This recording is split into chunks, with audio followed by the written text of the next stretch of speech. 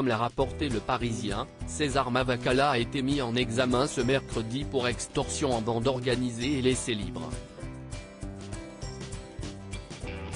Il est actuellement placé sous contrôle judiciaire, et interdit d'apparaître au camp des loges à Saint-Germain-en-Laye, Yvelines, au centre d'entraînement de Bougival, au siège du PSG à Boulogne-Billancourt, Hauts-de-Seine, et dans les stades où évolue l'équipe féminine parisienne.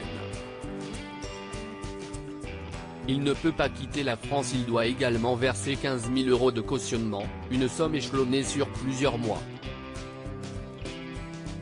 Il a surtout l'interdiction de se livrer à une activité de type conseiller sportif, et a fortiori d'âge sportif. Il lui est reproché d'avoir, au cours de la saison 2021-2022 du PSG féminin, obtenu, sous la contrainte et par le biais de menaces, l'éviction de l'entraîneur Didier Ollé-Nicole puis la signature d'un nouveau contrat de 3 ans pour l'attaquante vedette du club Marie-Antoinette Katoto, avec à la clé un salaire record de 600 000 € bruts annuels, dont il était le conseiller officieux. Il aurait mené, de concert avec Aminata Diallo, une vaste opération de déstabilisation du club parisien afin de faire évoluer à sa guise l'organigramme de la section féminine. Une affaire dans l'affaire, une sorte d'affaire dans l'affaire, liée à l'agression dont Kéra Amraoui a été victime le 4 novembre 2021 à Chatou, Yvelines, rapportent nos confrères.